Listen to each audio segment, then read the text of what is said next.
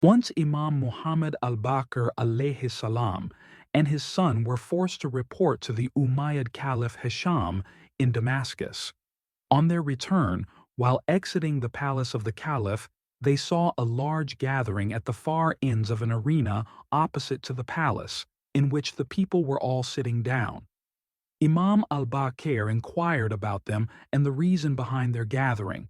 People replied, "These are Christian priests and monks who gather in these large numbers every year, and according to years previous, they are awaiting the arrival of their great archbishop, in order that they can ask the solution to their questions and problems from him." Imam al-Baqir alayhi salam entered into their gathering in a manner where the people did not recognize him. The news of this was relayed to the Caliph Heshaam immediately. Heshaam commissioned some individuals to also go into this gathering and see what would take place from up close. It wasn't long until the archbishop arrived. With much admiration and veneration, the people welcomed him, and he took his seat in front of the gathering. He investigated the crowd, and his eye was drawn to the visage of Imam al-Baqir. He faced the holy Imam and asked, "Are you a Christian, or are you from the Muslims?" The Imam replied, "From the Muslims." The archbishop asked, "Are you from their scholars, or from their ignorant ones?"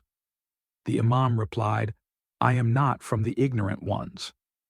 The archbishop then asked, "Should I ask a question first, or will you?" The Imam replied, "If you wish, you can ask."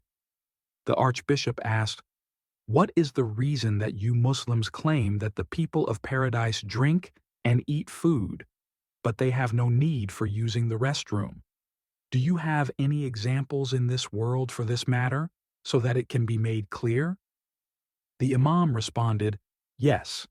A clear example in this world is that in the womb of the mother, a child feeds, but it does not go to the bathroom." The archbishop replied, "How wonderful! But you said you were not from the scholars?" The Imam replied, "I did not say this. Rather, I said, I am not from the ignorant ones." The archbishop then said, "I have another question." The Imam replied, "Please go ahead." The archbishop asked, "Based on what reason do you believe that the fruits and blessings of paradise never decrease, and however much they are consumed, still they remain and do not decrease?